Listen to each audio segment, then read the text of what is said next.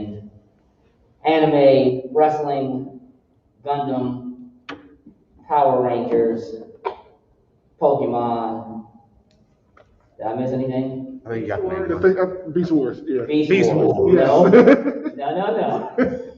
No, We don't love Beast Wars. Just him. Just him. Don't say that till the movie come out. And so in our time, we've been doing this for a number of years, and in our time going to conventions, we have found that one of the things that we love about being at conventions is just how open they tend to be. But we've also found that many times there are people at conventions who are only comfortable when they're at a convention amongst their people. Is that, yes? That's fair. Yes. So what we do is when we go to conventions, we do a panel like this. We invite other people besides ourselves to participate in the panel so that we get some different perspective from different people, what it's been like for them to grow up, to get comfortable, whether they are or are not comfortable being a geek. And so what I'd like to start by doing, and this is, we like crowd participation, but we don't force anything. I want to find out what we think a geek actually is. Like, how do we define or quantify geek? And Shae, I'm going to start with you. What is a geek? She's having a good time. She's so excited to be on the panel. They just decided that I wasn't in frame. So. Get in the frame. Yes. Get in the frame. I'm in the frame. Okay, what was the question? I'm sorry. What is a geek? What is a geek? Yeah. Honestly, for me, a geek is anyone who is super passionate about a very specific topic. It doesn't matter what it is. Okay. My mom is a craft geek. Okay. She's all about, as recently has been diamond dots painting picture things. She loves to death and does way too many of them. But it's really just anyone who has a massive passion for something that, they kind of jump into and could talk about in depth way beyond just a standard knowledge. I think that I would agree with that. Stan, what about you? What do you think is the definition of a geek? What defines a geek? Yeah, I feel like she summed it up pretty perfectly. But if I was to add anything else, sometimes that passion and you speaking so passionately about that thing sometimes makes you a bit of an outcast amongst certain social circles. Agreed. Absolutely. Agreed, for sure. What about you folks in the audience? What do we think a geek is? Do we agree with this definition? Does that work for you all? Yeah? Yes, we're getting thumbs up and head nods, so you guys apparently are right. So now that we've kind of gotten that piece out of the way, what I'd also like to do is, because within this community, this group, this crowd, I often hear geek and nerd interchanged. They kind of sometimes, and some people feel like they're both. How would we quantify a nerd as opposed to a geek? Stan, I'll start with you this time. Yeah, I mean, I don't know. I feel like it's used so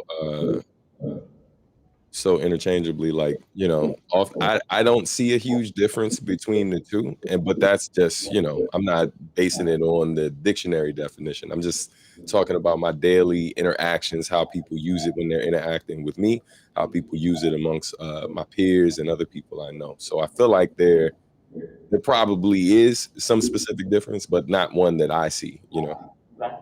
Is there anybody amongst us in the crowd who feels like they might be more nerd than geek, or the other way around? More nerd. More nerd than geek. Okay. You guys? No? Geeks? Nerd. Okay. I think that. I feel like there's a social awkwardness that comes along with being a nerd. Sure. It's not necessarily positive in your life, as opposed to being a geek, which is, cool and fun for you. Sure. Being a nerd is like not always fun when you're in a mixed group of people who are not nerds. Yeah.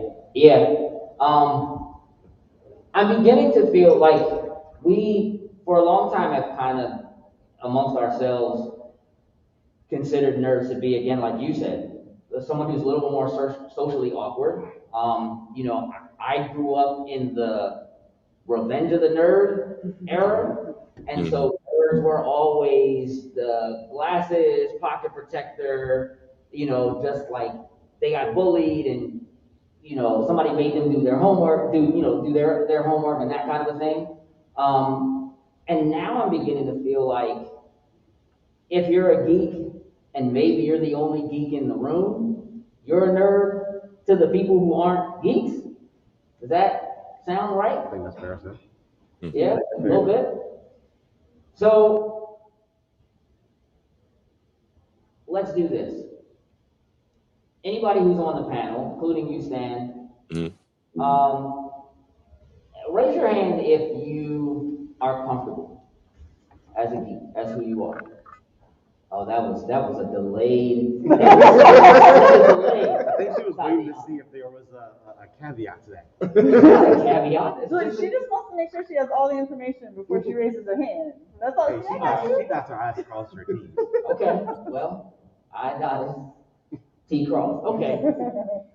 Does that mean, Tatiana, with the, here's what I love. I love how they all came to your defense immediately. I'm not gonna attack. I just, does the delay mean you're not completely sure if you're comfortable? Yes. Yes, okay.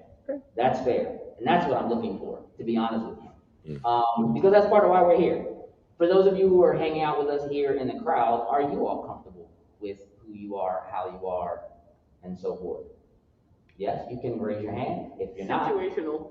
you're in the middle. Okay. Depends on the group. Comfortable how? Are you comfortable in a group? People, because I'm never going to be comfortable with that, but I'm comfortable with that. You're comfortable with not always being comfortable depending on what the group is. Yeah, it's not going to get better, and I'm done with, feeling bad about that. There we go, okay. It doesn't feel great, though. Sure.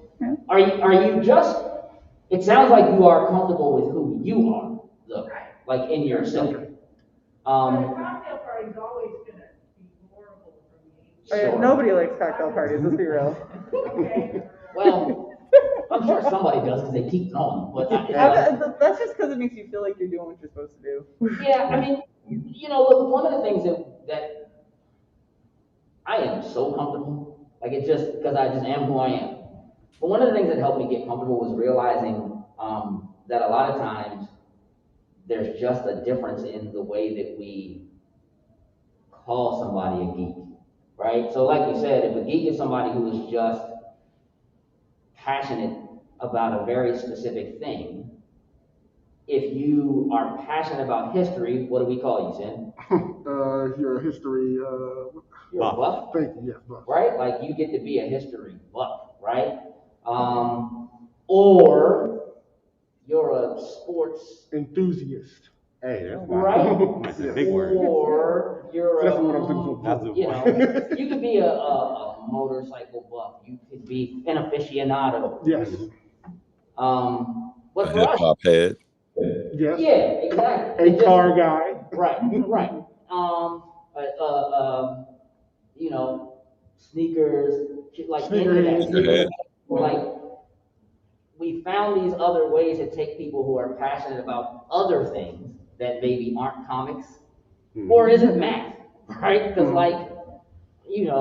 if you're passionate about math, there are people who are going to think, Yes. You're a nerd. You're yeah, a genius. exactly. Right. Talk to me a little bit about Shae. Have you always been comfortable? No, No. not by a long shot.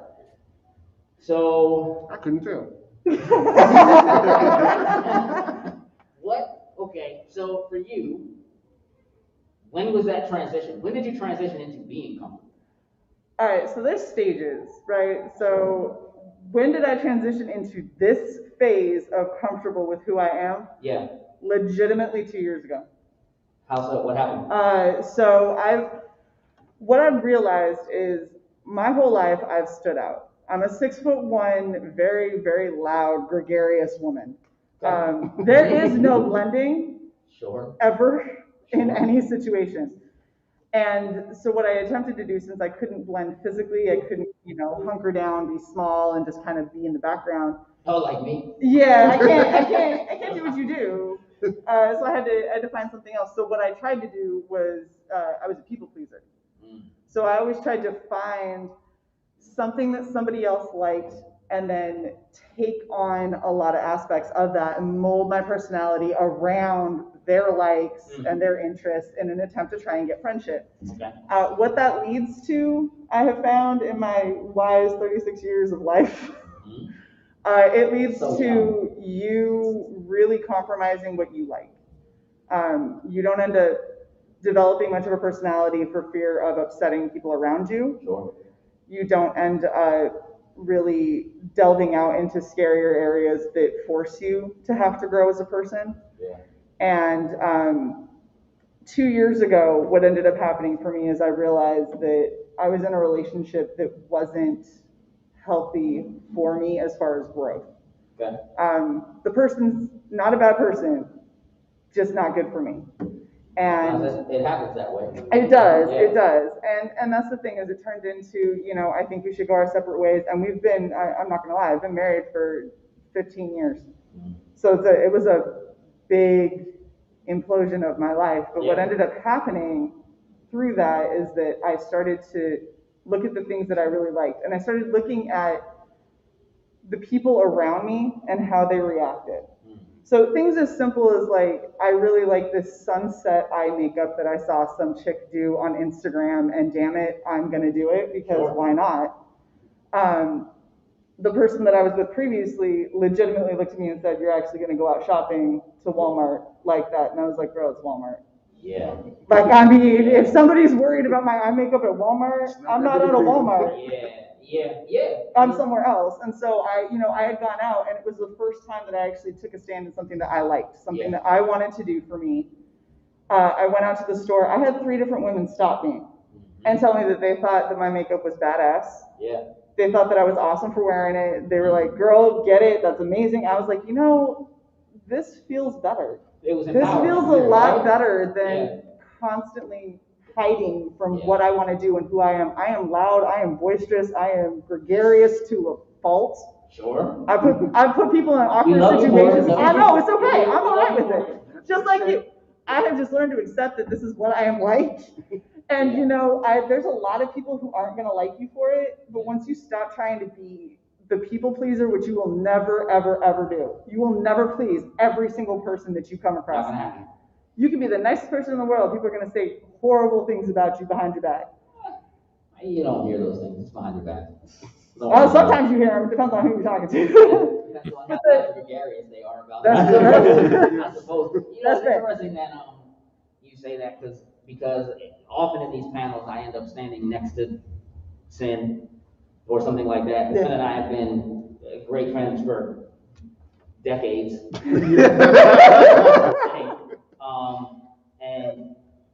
But I don't think either of us has grown in the multiple decades at all that we've been friends. However, sometimes I wear slightly taller shoes. And in the same way that you are like, I couldn't shrink myself, I couldn't hide, I couldn't whatever, I think because I've always been smaller than everybody else, I've always been loud. So as opposed to allowing myself to not be noticed or not be a part of it, right? Because the only time they notice you is when you're all taking a picture and they're like, "You're little, stand in the front." Yeah. You know what I mean? Or I get that you're tall, stand in the back. School, I'd sit in the chair in the front and my feet didn't touch the ground kind of thing. And then when the pictures come back, people would be like, "Why your feet don't touch the ground?" I'm like, I knew that already. I didn't need the picture to know that. So part of who I've become and doing what I do, I think just came from saying, okay, I'm not going to let you ignore me just because I'm not as tall as, or I'm not as big as, or, what have you. And I think that pushed me to where I am. But being comfortable technically was like, I hang out with people who go to a movie premiere dressed as their favorite characters. Those are my people. Mm-hmm. And then I realized in a combative moment with let's call him a sports enthusiast, a fan addict, if you will. And it's like, you guys, dress up and that's so weird. And I'm like, yeah, but on Sunday you're wearing some other guy's jersey with his name on the back. You're dressed up as a football player. You don't play football. You never like you didn't play in high school. You didn't play like you never played football. You go to the game in the cold, paint your body, take off your shirt, Yeah. scream for 2 hours. Right. And like we'll get in a physical fight with somebody who was there for the other team. Yes. That neither you are a part of. And that's rational. Is that rational? That's rational. That's right. right.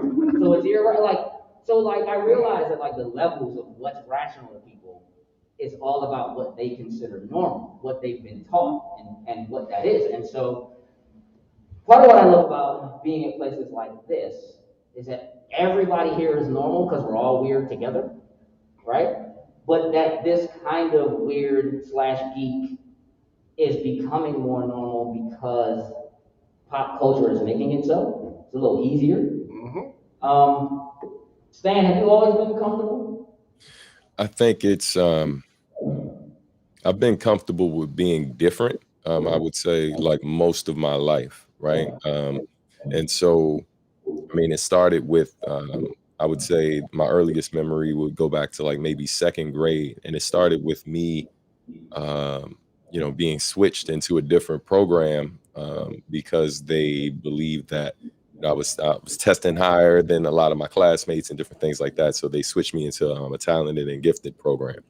And then eventually, at some point in time, like I ended up applying to get into Suitland High School's Center of the Performing Arts, right? So once I got immersed in, in the visual arts, combined with the fact that I was a hip hop head who also was starting to write rhymes, like I just found myself constantly being in these worlds that were kind of different than most of my peers, like just fully immersed either in the art world or fully immersed in hip hop. And when I say hip hop, I'm not talking about just rap music, right? Because most people, when they say hip hop, they're talking about rap music.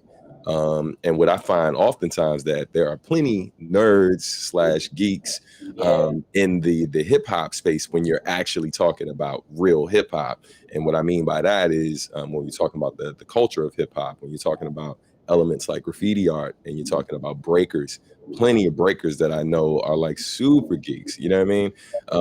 And same thing with DJs, where it varies. Like some are a bit more nerd or geek than others based on what the subject is. So and it goes on and on, like beatboxers, like all of these different people. So I existed in those spaces for I would say like maybe 75% of my life, right? Like I've been immersed in these spaces. And what I would find is that when I would kind of, kick it around folks who weren't as into these things as I was, like the conversations about these things, even with hip hop, when I start to really dive deep into these things that I'm talking about, people look at you sideways. They start questioning, quote unquote, how cool you are, or if you're, or like, to be frank, your blackness comes into question, right? How black are you really? You know what I mean? Because you're like, we were in the anime at a time where like a good amount of people, there were people who would they were talking about it maybe when they come over, right? Like they're hanging out at your place. Y'all can have full conversations about it.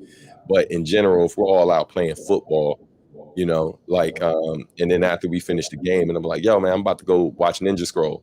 What are you talking about? Like if it was a Kung Fu flick, maybe, right? But like back then it wasn't necessarily as accepted there, yeah, man, I feel like I've been comfortable being who I've really been for a long time, but I would find myself trying to adapt in certain situations because I grew up around certain elements and like I mean literally, man, like from drug dealers and just all types of stuff. I was like heavy in the mix amongst my peers and stuff, the things they were into and I was present for. So like there was like a time and a place to kind of to discuss certain things, you know what I mean? And you weren't always free to be you, and you found people always trying to yuck your yum, so to speak.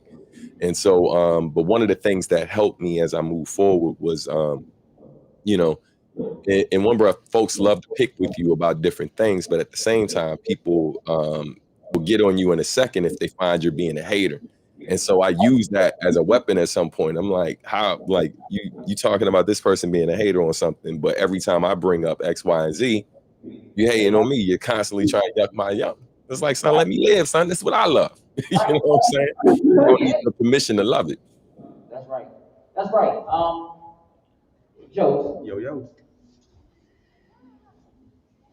You've been comfortable for a long time, right? I would say so. Okay. Sin, comfortable Absolutely. for quite some time? Yes. Always? But I always want confusion early on. Okay. Like I said, like it wasn't really until I met you and started hanging out with you that it really started to click for me. Cause it was like I had a core group of friends that I hang out with, still love them, hang out with them to this day, but like they were more the quote unquote geeky, nerdy ones. You know, Yeah. we do LAN parties, all that kind of stuff. You know, great. But then on the other side, I was heavy into music, like Right. all the new hip hop, all the new R&B, all that kind of stuff.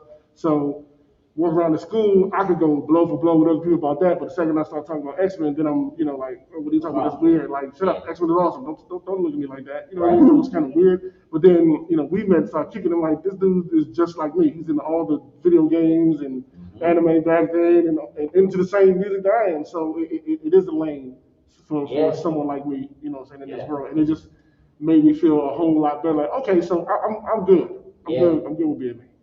Are there any of you amongst us here in the crowd who ever feel like you have to kind of skirt the line? Like, do you feel that way? Like sometimes in certain situations you can be exactly who you are and who you want to be all the time, and then other times you just can't. Sort of like a cocktail party that you're discussing. So a little bit of that. Is that when you feel the most comfortable, are you with the people you like the most? Yes? Okay. So that's a very good thing. Mm-hmm. Do you find that those people also like the things you like? Or do you have differing opinions on things and it's okay? The latter. The latter. You have differing opinions, but it's okay that you don't agree on everything. What's up, Tom? I think that's also important because I do think that the circle you keep around you not only has a great influence on how and who you are, but also puts you in a position to be as comfortable as you possibly can be.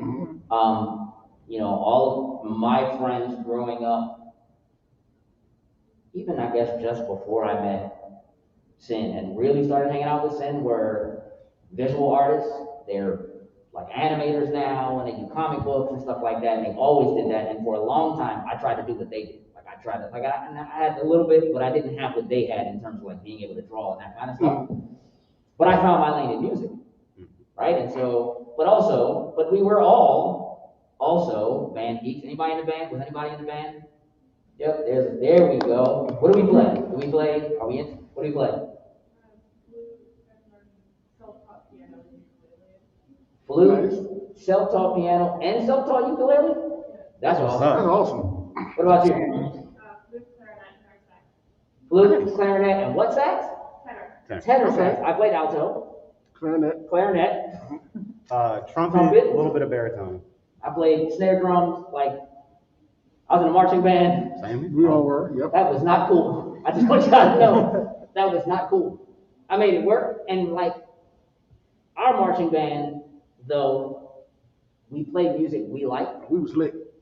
Don't you worry about it. Like, we played music that we like, and that, I think, helped some of that, like, being able to skirt that line. So, yeah, like, we might go in the band room and play the theme song to the X-Men cartoon, because that's what we Because want they to rock. and everybody had a good time doing it. And then people walk by and they would recognize it, but maybe they wouldn't peek in. Like, you know what I mean? Like, Tatiana, you've been so quiet. It's your turn. This slightly feeling comfortable, but you're not totally sure. What part of it is it that you're unsure about? Is Mike there, or should I do it? You want me to? I just want to make sure they can hear you. It's important. Hold on. I sense a little social anxiety. Anybody else socially anxious? Feel free. Okay. So let me just start by thanking you for being here, for even raising your hand if you're Yes. socially anxious, and for responding to questions and so forth. Like, I do know that is a big deal. So thank you. So I want you to be comfortable. That's what we're here for.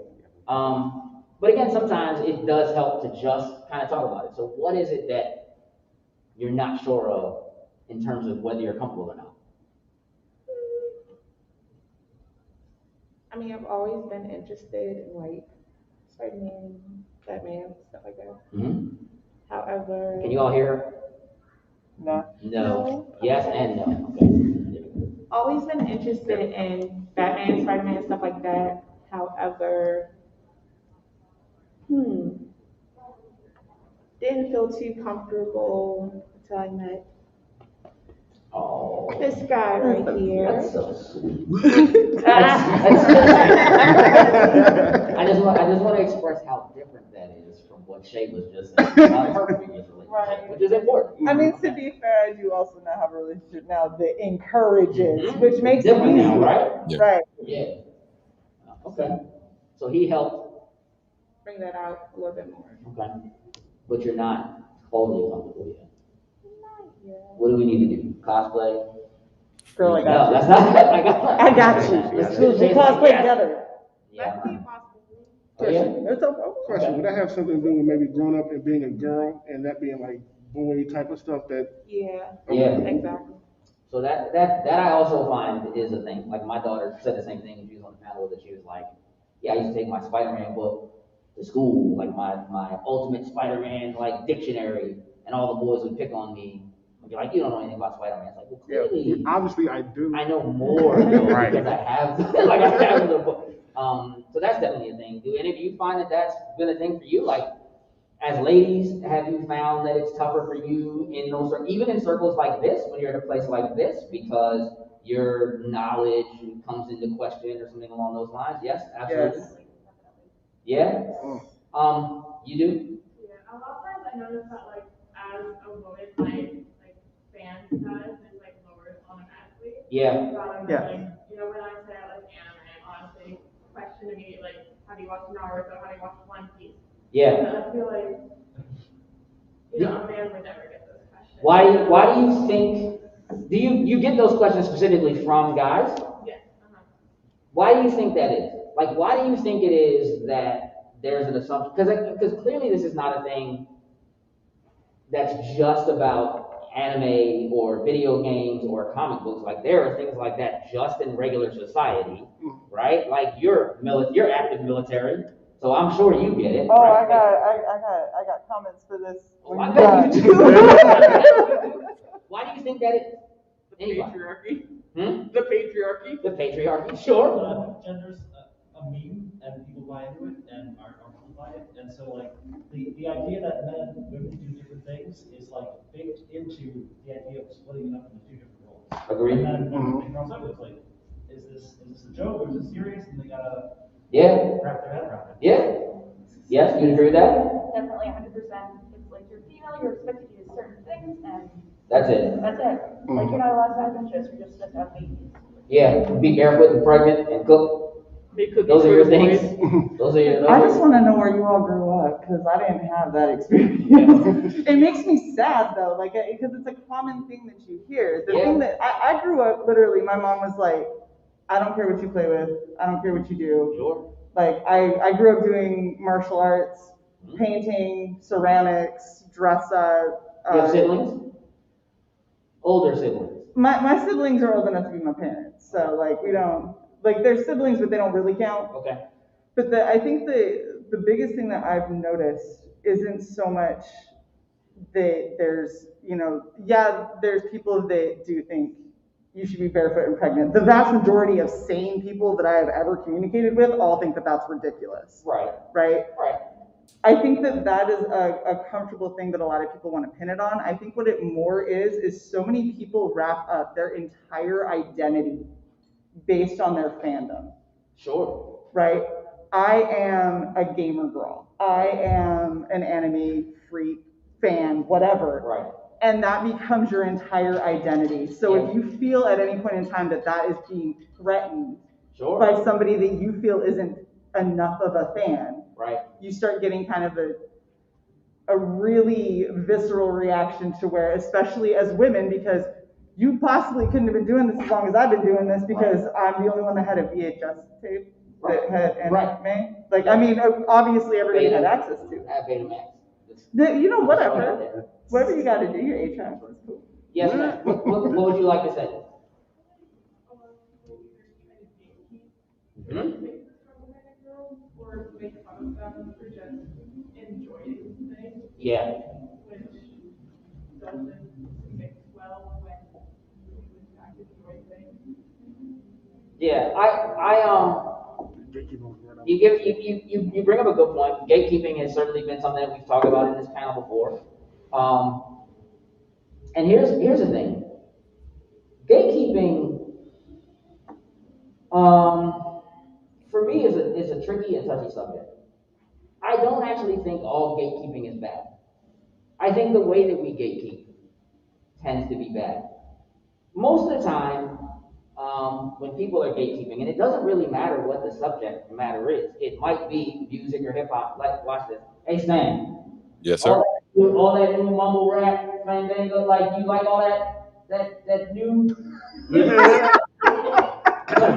It's not. I mean, I would say this. It's contingent on who the artist is, right? Like it's. I don't necessarily see a particular subgenre and then basically say that the whole thing is trash because I haven't heard every artist.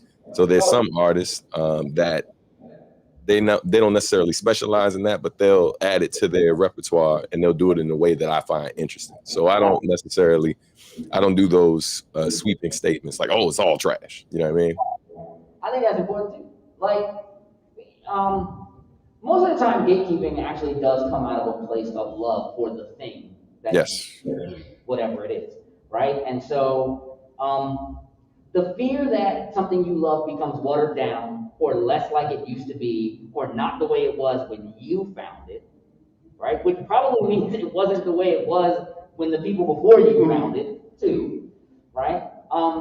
I think a lot of times what happens is we don't realize that in order for something that we really do love to continue to exist and to grow, and for people to understand us, like we want understanding from other people of the things that make us different or quirky or weird. But if we don't let them in, how can they ever discover it and figure that out, right? And so, can I point something else out? Yeah, absolutely. Yeah, and I feel like it's important to understand that that thing that we like, at some point in time, our generation came in and took something else that was different prior to us coming in, and we altered it, we changed it, and we came up with something that ended up being labeled something else. But like, it's a cycle. We've all participated in this thing that we sometimes quote unquote hate on in some way, shape, or form. Everyone's guilty of it. No doubt. Is anybody here a fan of Avatar: The Last Airbender? The cartoon, not the movie. The cartoon, not the movie. So we have a couple of fans. When that show hit on Nickelodeon, it pulled and used a lot of tropes that were usually only known specifically in anime. And I can remember having conversations with people about whether or not that show qualified as anime or not. If I had to ask you right now, what is it that makes something an anime, that qualifies it as an anime versus not? What are those things? Is there a list?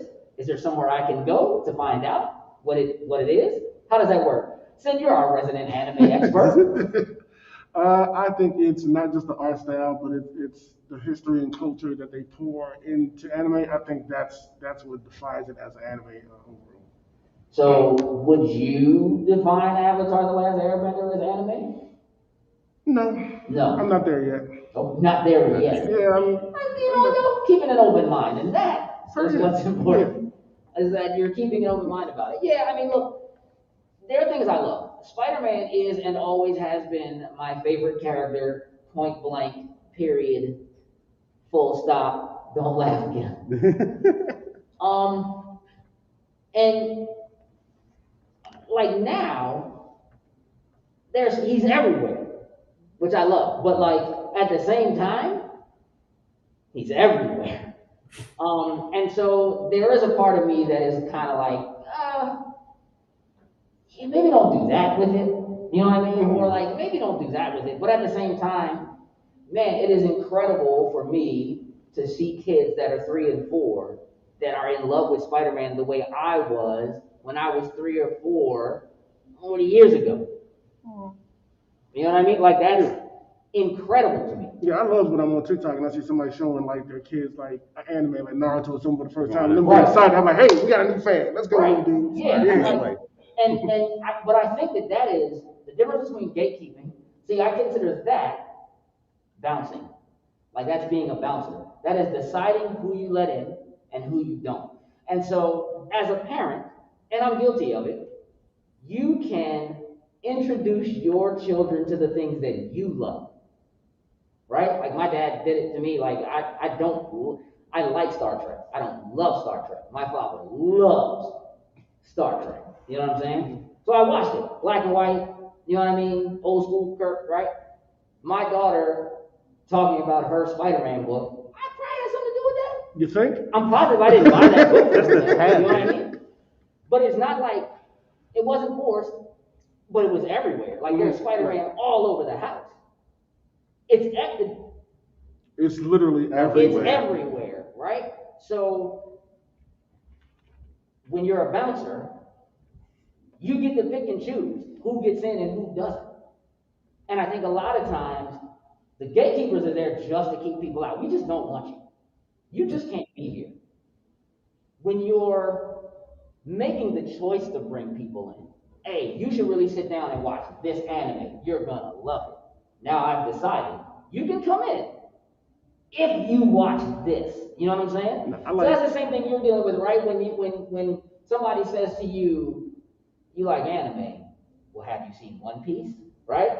It's sort of bouncing. It is gatekeeping, right? But it's sort of bouncing like, all right, you might be cool, but let me see how cool.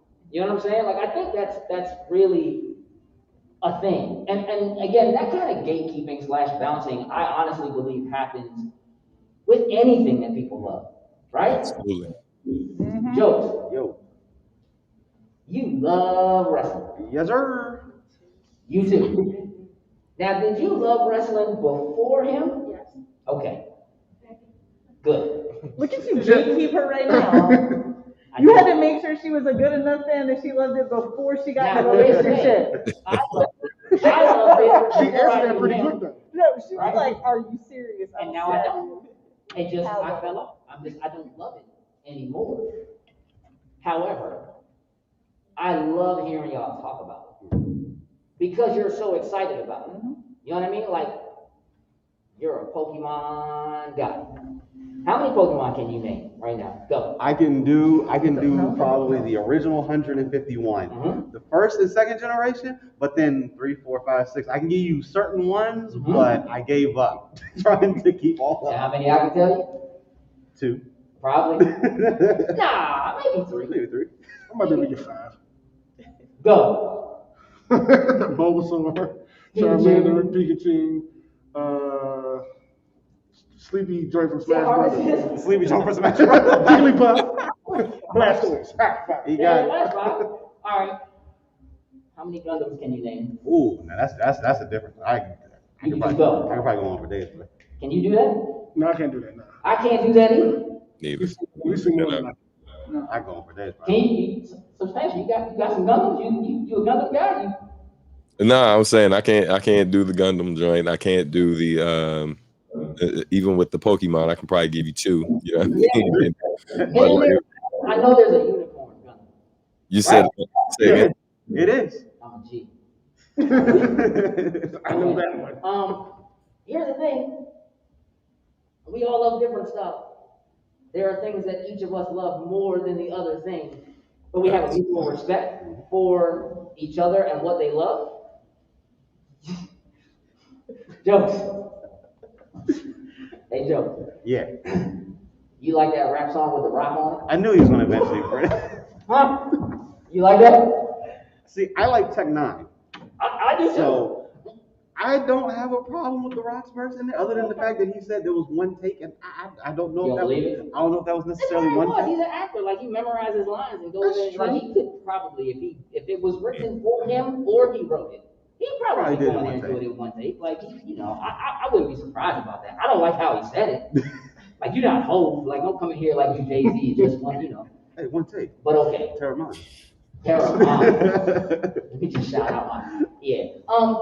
So, like, for those of you who have your circle, your group, I hope you all have, like, your people. You have your group, your folks that you regularly spend time with, hang out with, talk about the things you love with. I honestly hope you fight with them and you argue with them about what they love too. Does that happen for you all? Yeah. Who is it? Are you DC or Marvel? Nobody's either. We don't care. I love this. I love this. Okay. We're anime folks. Okay. Do we have wrestling fans here in the group? Okay. Are you particular about your wrestling? Are you an AEW? WWE, I know that's basic, but that's what we watch. That's what you love. Okay. Well, they're letting a lot of people go, and I don't like that. I don't like that. There is some trouble growing there. Okay. Jokes. Your wrestling preference? I watch everything. So I watch WWE, I watch AEW. I'm sitting up at 2 and 3 in the morning. I'm watching New Japan Pro Wrestling. I'm going to the indie shows in the area, MCW, a lot of the local Adrenaline Wrestling that just started, C3W. Like, I love everything because they all have different products that's presented to us. Yeah. And I think that's the best thing about wrestling. At one point in time, you had really just one option, WWE. Like, that's really the only thing that you could see. And then when indie promotion started becoming more of a thing once again, AEW I want to say they kind of just opened up the door within the last few years for companies working together. Like, I think it's probably the best thing that has happened for wrestling. And WWE now, it looks like that door is now opening. Yeah. Because they just announced yesterday, wrestling fan, Mickie James, who is currently the Impact Women's Champion, is going to be in the Royal Rumble. And they introduced her specifically as the Impact Women's Champion. That's cool. Normally, WWE will not make reference to any other company. Yeah. So I think that's a step in them going through the forbidden door. That's probably Hunter Helmsley's doing. I don't know, because they've destroyed his NXT. So I don't know. Can I ask Jokes a question? What up? Hey, so when you were younger, right? Because I'm sure you got into wrestling really young. One of the things, I don't watch it as much now, but I definitely was super into it when I was younger. Did you make your own belts out of cardboard boxes? I never made one, but I always, visualize having something. I'll just grab something. Yeah, I'm the champion. Yeah. I just pick something up and I'm the champion. Man, we would take cardboard boxes, cut them up into the shape of belts, mix it up with like graffiti and all of that, and put like all types of stuff. Man, listen, and we were going at it, man, like going at it, wrestling, trying to get each other's belts. It was a thing. It was a whole thing. I love it. There was a time when like I was super into it, and like I didn't make my children watch wrestling. My child at the time, I only had one at the time. I definitely made her, but she loved it. Well, so here's something that I think is interesting. Yeah. We have so many kids that are fans, right? That are fans of anything, unabashedly, unapologetically. Sure. I love it. I don't care. I'm gonna walk around with my Pokemans. I'm gonna carry all of them at once every time I go to Walmart because I want everyone to see them all the time. And what if they got away from me, right? Like that. What point does everybody lose that? And I can tell you what my opinion is, but I think the biggest thing is at some point you get older. Yeah. Right? Well, and in getting older, you start worrying about everybody else out here. Yeah. And what these people, what are you going to say? What are you going to think? If I tell you that I like this, how is that going to come back? I think that we get so caught up. The thing that ends up stopping people from really enjoying and embracing who they are and what they love, we get so caught up in what everyone else is going to say about it. Exactly. And you know what? It is freeing as hell when you go, I just don't care. anymore. Sure. And you end up finding people who are just as passionate as you are, who are just as comfortable as you are, who will introduce you to stuff you never even considered. Yeah. You can find new fandoms that way, but we get so caught up, and the thing that stops people from being comfortable is you. You stop yourself for the worry of what other people are going to say, and 9 times out of 10, those other people don't exist, and the ones that do are the ones that their opinions don't matter. Like, words hurt you when you let them hurt you. Yeah. If I don't, like, right now, if I don't respect you and you start bashing on me, okay, like, you're a random person, I don't respect you, it doesn't matter, but like, I care about you, now you start saying things, be like, dude, what's wrong, what did I do? Yeah. Like, now it hurts, because I care. I think that's much harder when you're 12. Yeah. I think that we Right. make it harder because you feel like you can't love, like, it's kid stuff to love stuff to that degree, and it Sure. isn't. Well, you're I right, mean, but you don't. such a good But word. as a kid, you don't always know that, right? Right. So like, for my kids, they grew up with me, so it's always been okay for them to love whatever they love for as long as they love, because clearly, I didn't stop playing video games. You know what I mean? Right.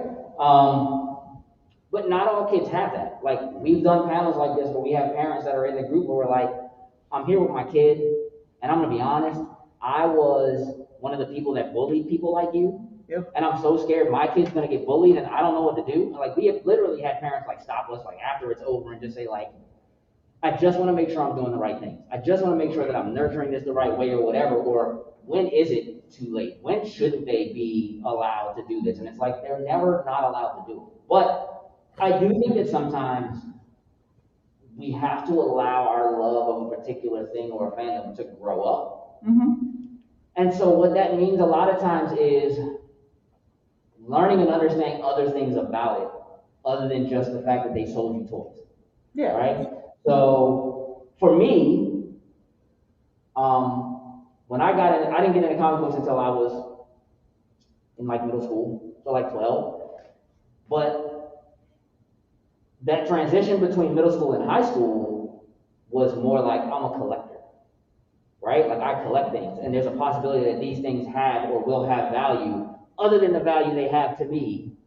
They may have value later on in life. And I think that the way that we view the things that we love, as children, the way we love them and why we love them can change. It's very easy for me to say I've always loved Spider-Man because I've loved him since I was 4. What is different about my understanding of loving Spider-Man when I was 4 versus knowing that I love Spider-Man now is that for me, and it took until I was probably 32-ish to figure this out, but I was born in Philadelphia. I grew up in that time, I was in a predominantly white area. And for me, I could be Spider-Man because he's completely covered. So I think that subconsciously, I just had a link. Like, I knew Spider-Man was Peter Parker. You know what I'm saying? But like, when me and all my friends would get together, if we were playing, let's say, Super Friends, right? Like, Saturday morning cartoons just ended, we're all gonna go outside and we're gonna play. Well, everybody wants to be Superman, but there isn't a Superman that's me. You understand what I'm saying? Stop. Not me. I know. Right? And there wasn't a level of representation for me, and I didn't really, of course you don't think about that when you're little. But when I got older, and especially as they began to create, there are so many versions of Spider-Man, right? That the idea that anybody can be Spider-Man is much more of a real thing now, and I think that helped me to recognize that as a child, that like, you know, J. Jonah Jameson hates Spider-Man because he wears a mask, right? You're a vigilante, you're a mask vigilante. It's like, Batman wears a mask, but you can see. You know what I mean? Like, you know he's a white guy under there. Spider-Man was different for me growing up, and I really think that's why I was attached to it at such a young age. And it took me a very long time to realize that might be why that attachment, you know, was there.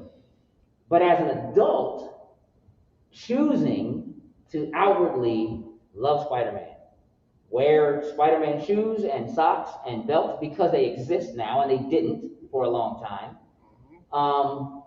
to have people ask you, what's up with the Spider-Man? Oh no, Spider-Man's just dope. Okay. And they just let it go. But Spider-Man is so mainstream. It's easier for me to love Spider-Man than it probably was for Sin to love anime. Oh yeah. Right? It's different now.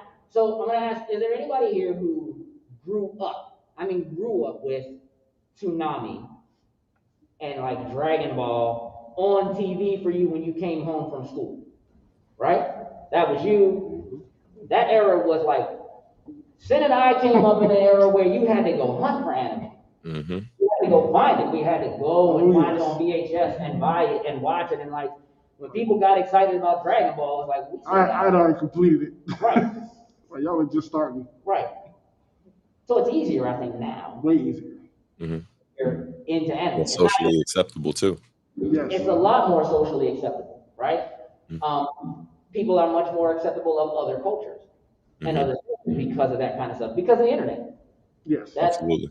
Social media wasn't a thing before. So now you also have other ways to lean into being comfortable and finding people that are like you, that are like-minded, that enjoy what you enjoy without being somewhere like this. It used to be, it was until you came to a convention where everybody here loves video games. That's why we're all here, right? But now you can find a Facebook group that is all about whatever games you like. You can find a group that is specific to anime or one that is specific to a specific anime. Sam, what's your favorite anime? I go between One Piece and Evangelion. Do you bounce back and forth between Well, it's only because I don't want to give One Piece the title till it's completed. Okay. But once it's done, I'm pretty sure that's jumping to That's going to be the one. Yeah. For the anime fans, do we have a favorite? Gets. Gets? Okay. Ghost in the I dig Shell. that. Mhm. I respect that. Nah, we thought about it. Girl. Not Okay. really. What's your favorite? Okay, I get that one. What's your favorite? Attack on Titan. I respect that. No, I totally respect that. I respect that. Starts tomorrow night. Gundam for Yeah, me. that's right. She's like, that's on my calendar. For you, Gundam. Gundam is your favorite, period. How did you become into so many fandoms? I think it kind of spawned over time. So like, for me starting younger, I think the first thing for me would have been Power Rangers. So, Oh, you mean the one that show that started because of Spider-Man? see, we do this every single time. Whatever. Yeah, you can have that. You can have that. Forget it. But Let you forget it. as one thing, and so let's use Fox Kids for example. Okay. So I could sit Saturday morning and literally, because everything was just fire at that point, I could sit there and watch every single show. So I think that was where, you start realizing, you know what, there's so many other things out here that I probably would be interested in. Let me start dabbling my hands and looking at other things on there. Yeah. Like I would take like a Cartoon Network, I'll sit and watch it for a whole entire day. There's probably some things on there that I just don't like, but you know what? I'm gonna watch it and give it a chance to it. Yeah. So that was one thing I was fortunate enough, Mom and Dad were always like, you know what? Try to experience things that you've never experienced before. And I love them for that. And they didn't try to just say, oh, you can't do this, you can't do that. And I think that helped a lot of picking up on other fandoms. Like I found out my dad's favorite movie was Scarface. Right. Now, my father, and like hearing my dad say that his favorite movie was Scarface was just like, wait, what? Right. So that was one of those. There was a time when you weren't old enough to know that. No. That's just a real thing. Yeah. What kind of movie it is. So I think that was one of those things where, and me growing up, like I always was just into what I was into. Yeah. And I found a person here and there that was interested in the same things, but people didn't try to like bully me or anything, probably because I was the bigger kid. Yeah. So it was kind of that fear of, maybe we still shouldn't do anything to him because he's like twice our size or whatnot ever. But I think that was a part of it. And I just always wanted to absorb different things. Like that was just my personality. Yeah. I just wanted to absorb as much as I could, regardless of what it was. Tatiana, are you the same way? You got a lot of fans. You have a lot of fans. Have you always been that way too? Has it always just been like, just kind of wanting to absorb some of everything? Yes. Yeah?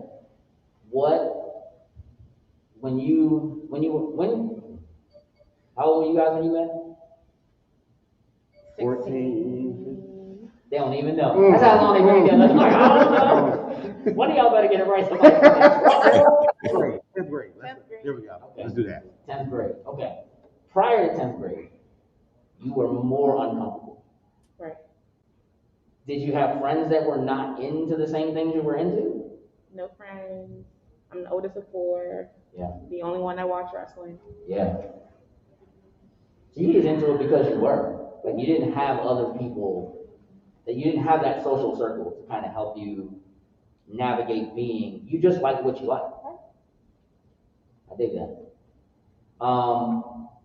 Sin, you got comfortable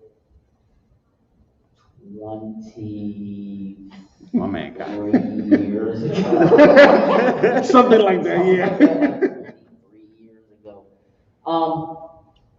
Up until that point, did you feel like, because you had a circle of friends that were into the things you were, again, you guys are doing LAN parties, Yes. and which is, let me just say, that's ostensibly geek. Oh, yeah. Like, if you're toting computers and Computers, monitors, the whole nine. We LAN go to party. somebody's house, sit there for the whole weekend, and just go. you're in a different circle. And I'm gonna tell you that where we went to school, that's not okay. Like that was Nope. not, yeah. But it was great. Yeah.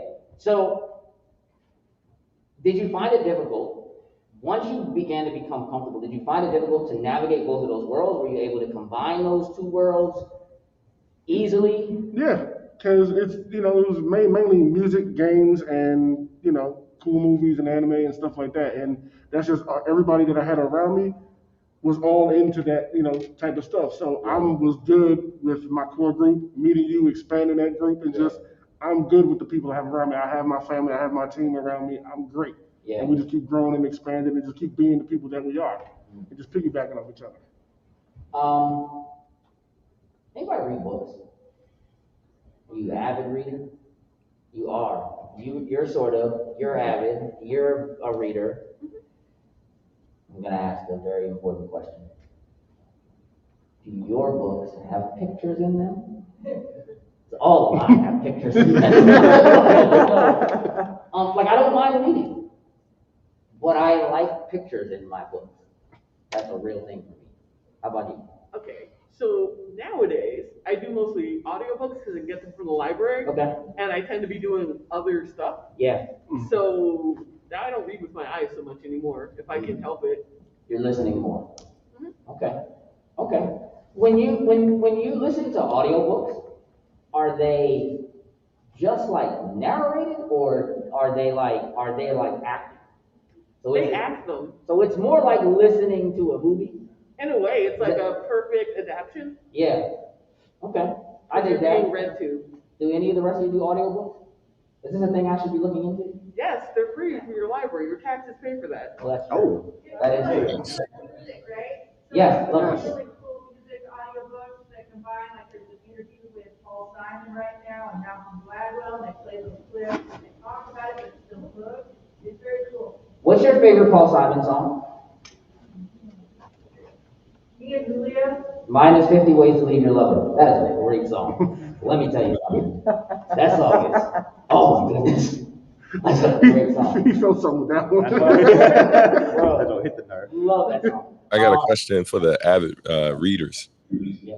What's that? Any of you into Chuck Palahniuk at all? Anybody in Chuck Palahniuk? Nope. Oh, it's just, I'm sad inside. Oh, it's just I me. love substantialism also. Oh yeah, well, I mean, I got one children's book under my belt. You know what I mean? Going to work on that second one this year. It's got pictures in it though, right? Yes, it's the children's book. So yes. Kind of book. My kind of book. Yeah, that's awesome. Why should we be going to find Chuck Palahniuk? What is the Man, Chuck Palahniuk, he did. Most people know Fight Club, right? Like he's the author of the book Fight Club, right? Yeah. But he's written. There's a really dope book he wrote called Choke. They actually turned that into a film as well. And my personal favorite is a book called Lullaby, which is it's about a African. It's like an African proverb, like a short story these African tells, where apparently when you read this one particular story from this book, basically it kills people. And so there's a few small amount of people in the world who know that know the power of this thing, and they basically go around trying to find every version of the book so that they can take it out of the public's hands. But at the same time, while using power that Sounds like an anime. That sounds like a freaking anime, bro. yeah. Yo, Chuck Palahniuk is crazy, man. Another great book is Survivor. He has a lot of dope joints. It ain't for everybody though, you know what I mean? But if you like how like Fight Club, I mean the book Fight Club isn't necessary. I feel like the movie Fight Club is one of the few examples of a movie that's actually better than the book. Yeah. But some of his other books though, like just how he writes, like if you like how Fight Book reads, like that's how his books in general read, and it's very interesting. I think that.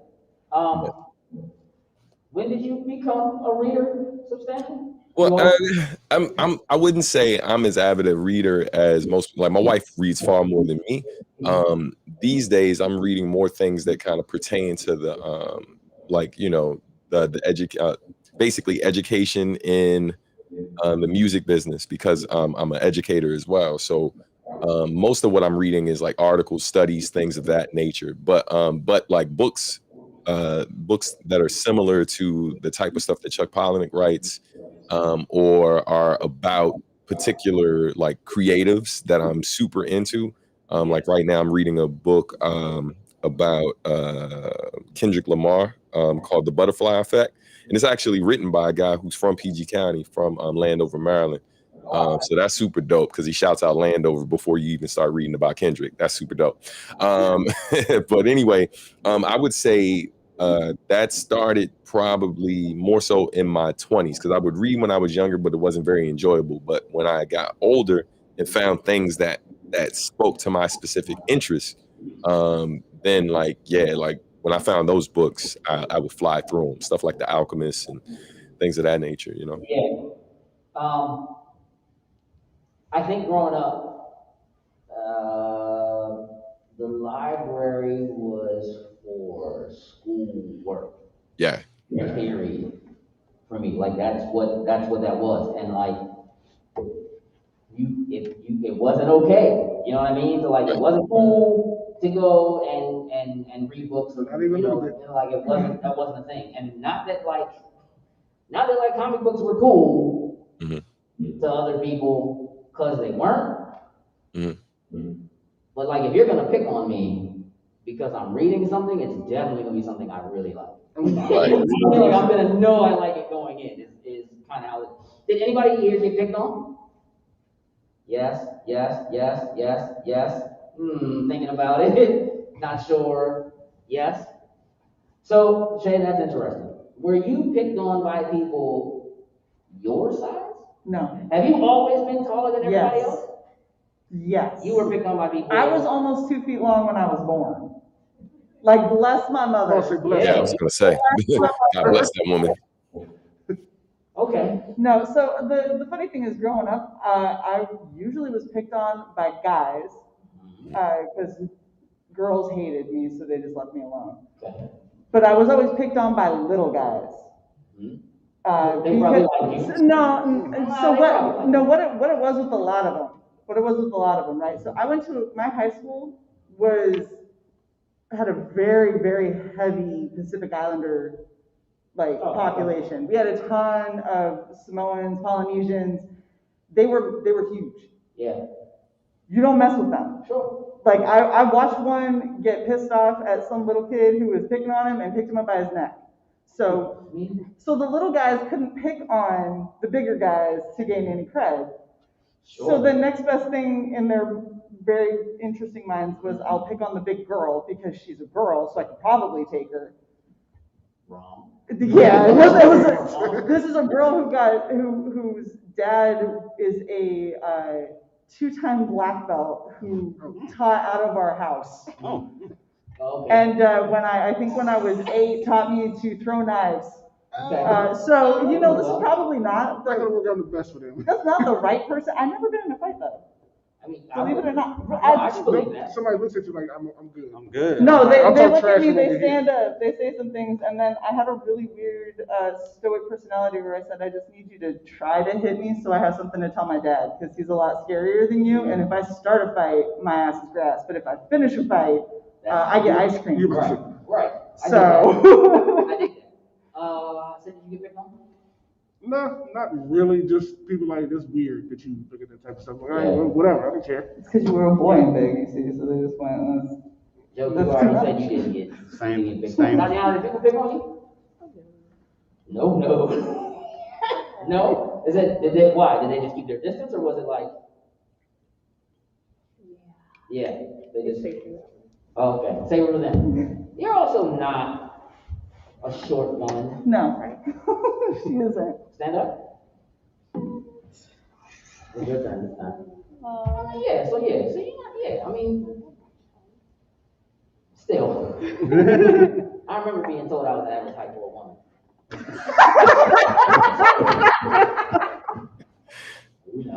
Wait, hold on. So wait, how tall are you? I fought her. Just don't worry. I fought her. Somewhere between 5'6" and 5'8", depends on what shoes I'm wearing. Okay, so I'm taller than Prince. I'm just gonna do this. You know what I'm saying? Here we go. No, look, I'm not trying to make you feel that. Oh no, you won't. That's all I'm saying. Stand next to me all the So time. you're average height for a woman. You see this, and then I wear heels. I'm just saying. So Not today.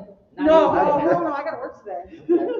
Yeah, it's yeah, like I think I would have got picked on. Again, I told the story, but I think I probably would have been picked on if most of my friends weren't Sin's size. Like all of my Dude, that friends were happens all bigger the than me, time, which too. wasn't hard to Do you always do. have like little show friends? So what are you, 6'2"? 6'2", yeah. So, and Joe, you're what, 6'1"? 6'6", the same, yeah. Like, 6'1", 6'2". Yeah, I was gonna say every time I've ever seen you, it looked like you roll with the goons. You know what I mean? Like everybody just, you know, you got the squad. It looks like I have bodyguards, and so. But I Goon also- squad. You know what I mean? Like my sister was way cooler than me. And she was like a cheerleader and like knew all the football players and all the basketball players and all that kind of stuff. So like she's 2 years older than me. So when I got to high school, the people who would have picked on me couldn't, because I knew all the people who she knew by proxy. You know what I mean? And so it's just one of those things. I also got extra points because I also knew all the cheerleaders, because my sister was a cheerleader. Yeah. So like first day of school, 9th grade, I'm like at my locker. Let me see. When I got to high school, I was 4'7". I was gonna say 4'11". Hmm? I was gonna say 4'11", but Nope. He tried to get you. Yeah, He tried. Well, my mom is 5 foot. I was still shorter than her. So, and I remember being in my locker and like trying to get my combination right or whatever, and being with like my other friends who again are all bigger than me, and like the entire cheerleading squad was like, "Oh hey, me, what's up?" Like, and everybody like, "You know them?" Oh yeah. Oh, yeah. They be over at the house. Like, I'm selling it. Like, they're here on Friday. I know all of them. Yeah. I got it definitely saved me some. Again, like circumstantially, I don't think I was ever picked on. That doesn't mean I never got into it with somebody, but like circumstantially, I think I was never picked on. Just like circumstantially, you kind of got picked on because of the demographic of the building you were in. For those of you who did get picked on, is picked on the right way to say it, or should we say bullied? Like, did you get picked on, or did you get bullied? I got jumped a couple times. Oh. I was I got jumped a couple times. Really? In elementary That's school. beyond bold. In elementary school. Yeah, but like the kids who lived down the street from me, and their parents were kind of like, "Oh, but she's so much bigger than them." Ah, I hate that argument. wow. Mm. Yeah, that's not a. That's a mean It's argument. definitely You're bigger, so you're not supposed to fight back. No. Yeah. You swing at me, it's on. I agree 100%. So, do we feel like we still get picked on to this day? Does that still happen? Yes, at Yes. work. At work? Do the people at your job know that you come to conventions like this? Nowadays, I just tell them outright. I don't Okay. care. But that wasn't always the case. I kind of kept it to myself because, like, for whatever reason, the people I work with are like not this kind of people. Mm-hmm. And if I were like in a slightly different job, I would probably be around more people like this. Okay. Okay. I think that. Do your people who you work with, do they know you're here? Yeah? Yes. They do. Not a big deal. The rest of you? Yes? Yeah. I went to a workplace where I was just smarter and more confident than everybody, and then they hated me. Sure. And I Yeah. had to go to a workplace where, everybody was more confident and smarter, Mhm. and then we got along great. Sure. I mean, I think that matters. Like that's a real thing. I had a student of mine who was, I taught 12th grade English just a long time ago. I had a student who scored perfect on the SAT twice. Oh. Like he scored perfect and they made him take it over because they didn't believe it. He did it again. He got into every Ivy League school you can think of, like full ride. He went to Harvard, he lasted the first semester and a half.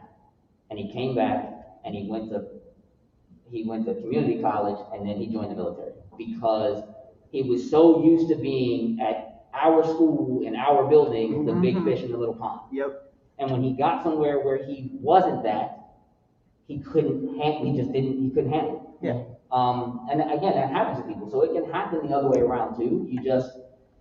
I do think that navigating the importance of who you are, what you like, what you do, and how and when you do it are things that you do learn over time. And for some of us, we learn them much later in life. I've tried to be really good about teaching my kids how to just be who they are. I don't always like my kids the way that they are, but I always respect it. I don't like everything that they like, but I love that they like things that I don't like. And I think that's a thing that we have to learn in order to be comfortable with ourselves, right? We have to be more accepting. I've always been the kind of person that, like, if I didn't like a particular kind of music, I shouldn't say didn't like, but I should say I wasn't into a particular kind of music, my brain has always been like, why do people like that so much? I'm going to go to a concert. And so I would go. And even if I'm not enjoying myself, I love to watch people. So for me, it would just be seeing people get into it, like get into the mode, get into the moment, start dancing, break their light sticks and just go ham. And I'm like, this is dope. You know what I mean? Like, they're having a really good time. I wish I was having as good a time as they are doing what they're doing. And so I think for me, I've always wanted to be a little bit more of a jack of all trades as opposed to being a master of none. So I like some of everything. I don't like anime as much as Sin does, but I like anime. I don't like wrestling as much as Jokes does, but I like wrestling. I did like wrestling. Who's my favorite wrestler? Ric Flair. Woo! Oh, There's no choice about it. I love comics. I love comic books. I love movies. I'm not super into cars, but I know what I like. Like I'm into the way cars look. I'm not into the way cars work. Does that make sense? Is that okay? Yes. Like, you know what I'm saying? Like, Yes. I like that they go. I don't really need to know how. You understand what I'm saying? Like that's kind of where I am, like as a person. Like I'm okay with liking things for the reason I like them. And I think that's important to also understand. So like if you love anime, why do you love it? Do you love it because it's different from things that other people like? Do you love it because a particular storyline just caught you and that was what it was? Do you love it because somebody special to you introduced it to you and so you kept that kind of a love? You know what I mean? Like, what is it that drives the thing that you love but also makes you uncomfortable in other settings? You know what I'm saying? I think it's important to figure that out, to think about those kinds of things. As an avid music lover, and I love all kinds of music, if there's a karaoke, chances are I'll be there. I don't really care what they're singing or what it is, I'm there. But why are you laughing? She needs to see you do We're good. We're karaoke. good. Oh yeah, It's happening. that's easy. I'm just saying. Oh, we can do that. We can do that easy. Yeah, like I'm super open to what other people enjoy, and respecting that they enjoy it, while also being very cognizant of sometimes the need to help them understand why it's okay that I like what I like, and not to belittle that. Todd, what's your favorite piece of pop culture content in the entire world?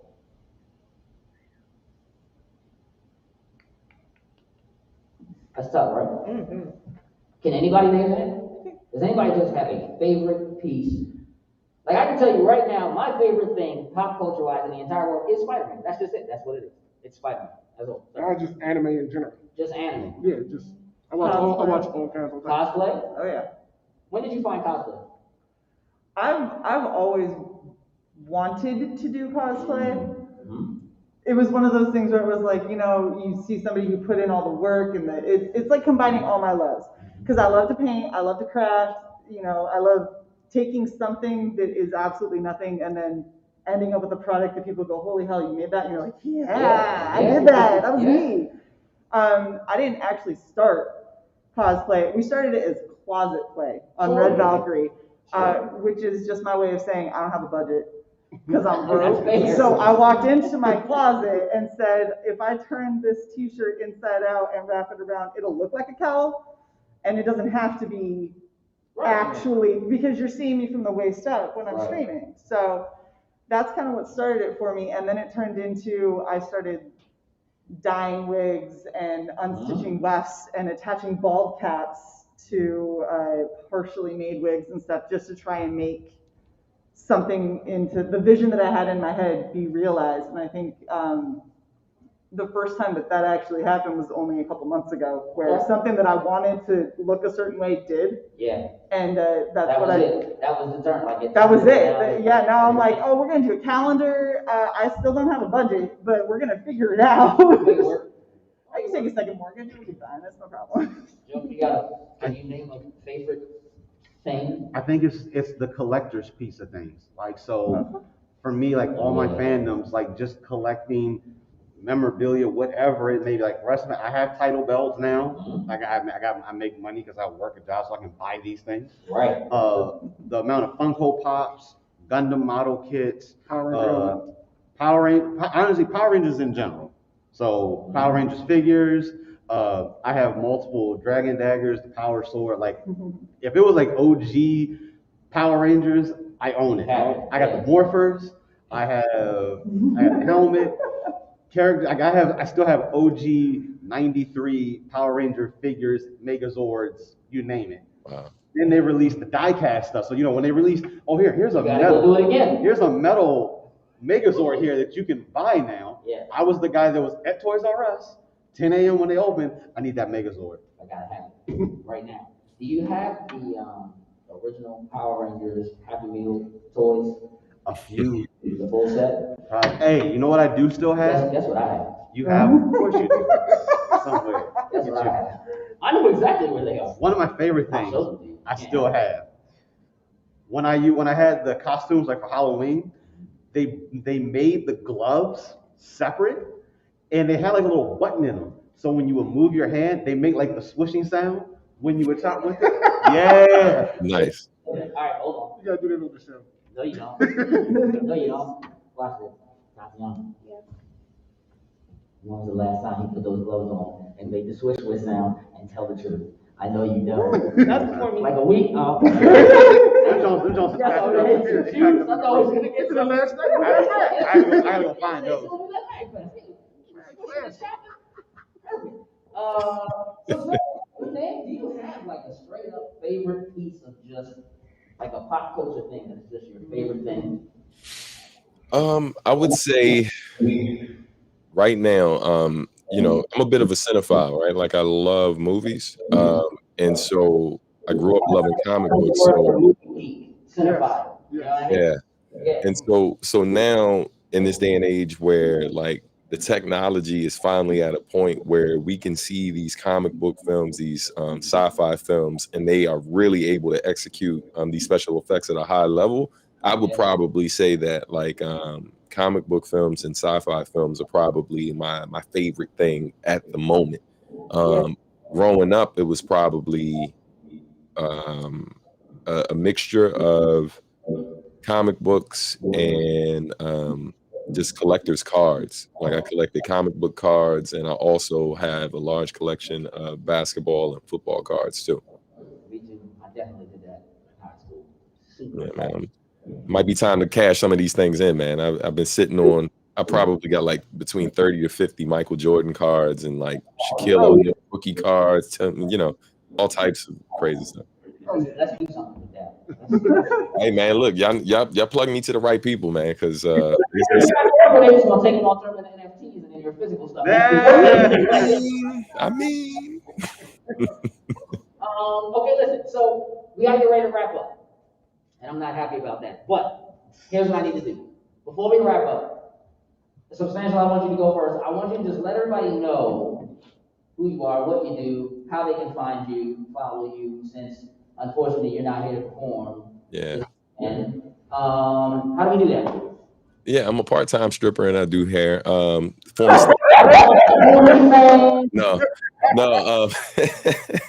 So yeah, as he mentioned, my name is Substantial. I'm an independent hip hop artist, producer, MC, now author, also a visual artist as well. I'm what I like to call a black of all trades. But yeah, man, I've produced a lot of. I've recorded a lot of songs for video games over the last few years for like PUBG Mobile, Mobile Legends Bang Bang, Arc Knights, and a couple of other titles as well. And I'm most known for the work I did with a Japanese producer by the name of Nicest, who did music for Samurai Champloo, which is one of my all-time favorite animes because it mixes anime and hip-hop. But anyway, you can find me through my website, iamsubstantial.com, on Twitter. It's also Twitter and TikTok is iamsubstantial, and on Facebook and IG is Substantial Music. Of course, you're not going to remember all that, so you can always just Google Substantial and put either hip hop or rapper with it, and I'll pop up. Yeah. Hey, listen, he sells himself a little bit short. Sometimes he's also an educator.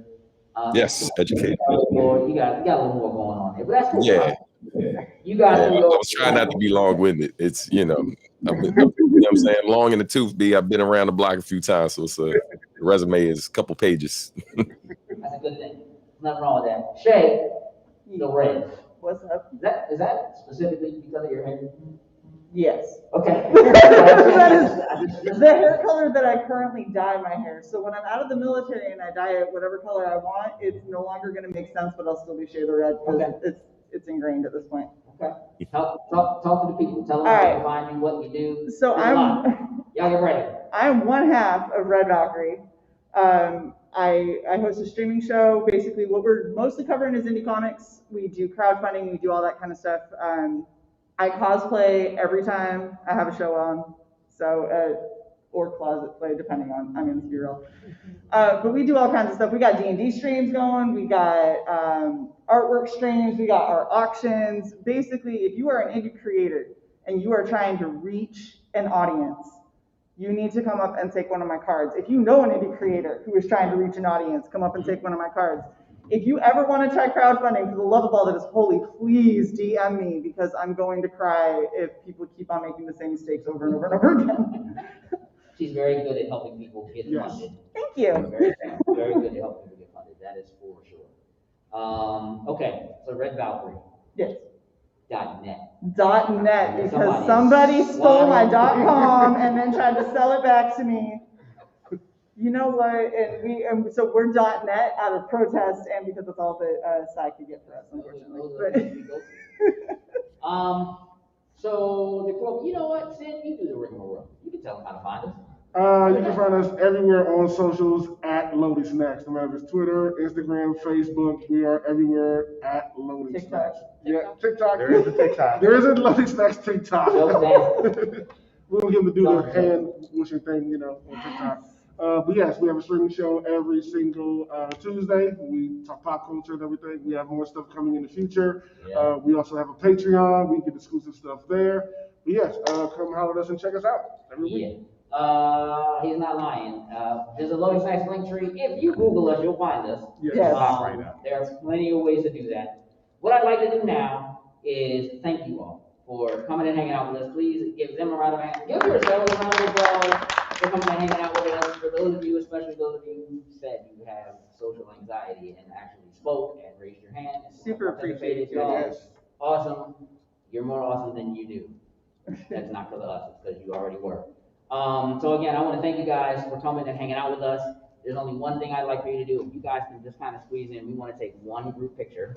Yes. With everyone, so we can get out of here. I got my man's over here with the sign. I'm gonna wrap it up, B. Wrap it up. Sebastian, thank you, man, for hanging out with Hey, us. thanks for having me, man. Beaming in via satellite. Yes, sir. Little award show. I appreciate you. Let's Hey, man, likewise. let's get a picture. Peace, y'all. Thank you. Shae, is it wrong if I say, can you hold the camera? No, it isn't. I had to do it.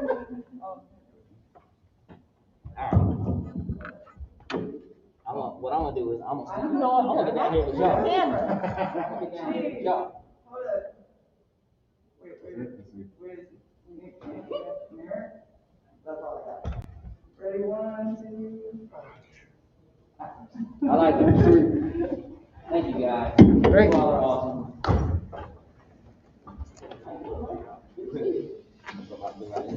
Yeah. Stayed up all night. Long arm of Shae. Is that That's not- what I just One thing that's dangerous is the USB and the camera.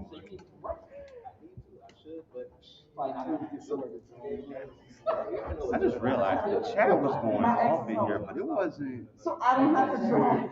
Well, that's we had to do it last I night. didn't know Yeah, but I how don't it have to was go such a now and then come back. Oh, yeah, just stay here, Yeah. It was the other night too. No, but here's the crazy. I guess And now I have to go back. it wasn't popping up on my phone though. Hopefully, It pops up. It wasn't popping up. Yeah. That's how I was. Don't overdo it. Don't hurt yourself, man. I'll see what I can do. All right, man.